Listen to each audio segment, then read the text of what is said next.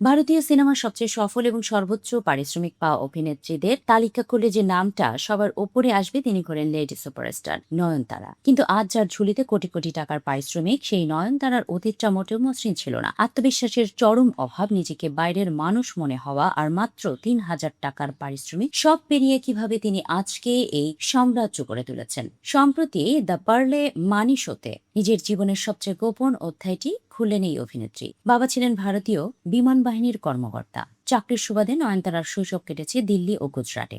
কেন্দ্রীয় বিদ্যালয়ে পড়ার সময় বহু সংস্কৃতি আর রাজ্যের বন্ধুদের মাঝেই বড় হয়েছেন তিনি। সেখানে কোনো আঞ্চলিকতার দেয়া ছিল না, কিন্তু ধাক্কাটা আসে তখন যখন তার বাবা অবসর নেন এবং পরিবার ক্যারেল ফিরে আসে। ক্যারেলের নতুন স্কুলে এসে সম্পূর্ণ থমকে যান ১৫ বছরের নয়নতারার সহপাঠীদের অনেকেই ছিল দুবাই বা আবুধাবি ফেরত ধনকুবের পরিবারের সন্তান। তাদের লাইফস্টাইলের সামনে নয়নতারা নিজেকে ভীষণ বেমানান মনে করতে শুরু করেন। একটা সময় নিজেকে এক অদ্ভুত হীনমন্যতায় ঘিরে ফেলে তার মনে হতো তিনি কোনো নির্দিষ্ট দলের অংশ নন, বরং একজন বাইরের মানুষ। ক্যারলে ফিরে আসাটাকেও তখন তার জীবনের ভুল সিদ্ধান্ত বলে মনে হতো। পড়াশোনায় খুব একটা খারাপ না হলেও নিজের প্রতি বিন্দুমাত্র আত্মবিশ্বাস ছিল না নয়নতারার। কিন্তু ভাগ্যের চাকা ঘুরতে শুরু করে কলেজে পড়ার সময়। ভানিতা পত্রিকার একটি ফ্যাশন অনুষ্ঠানে মডেলিং করে ক্যারিয়ারের প্রথম আয় করেন। তার পারিশ্রমিক ছিল মাত্র ২ থেকে ৩ হাজার টাকা। আর সেই মডেলিং ফটোশুট থেকেই তার ভাগ্য বদলে দেন পরিচালক সত্যম অন্তিকাড।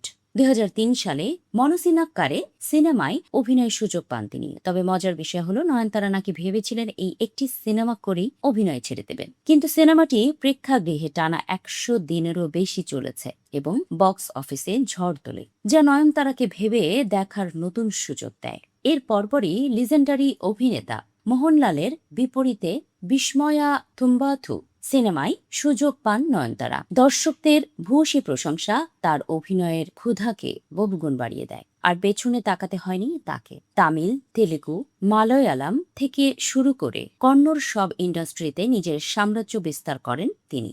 এরপর বলিউডে পা রেখে অর্জন করেন সর্বভারতীয় পরিচিতি। যে মেয়েটি একসময় মনে করত আমি কোনো কিছুর জন্যই যথেষ্ট ভালো নই, সেই নয়নতারা এখন তার আসন্ন সিনেমা টক্সিকের জন্য পারিশ্রমিক নিচ্ছেন প্রায় ১২ থেকে ১৮ কোটি টাকা।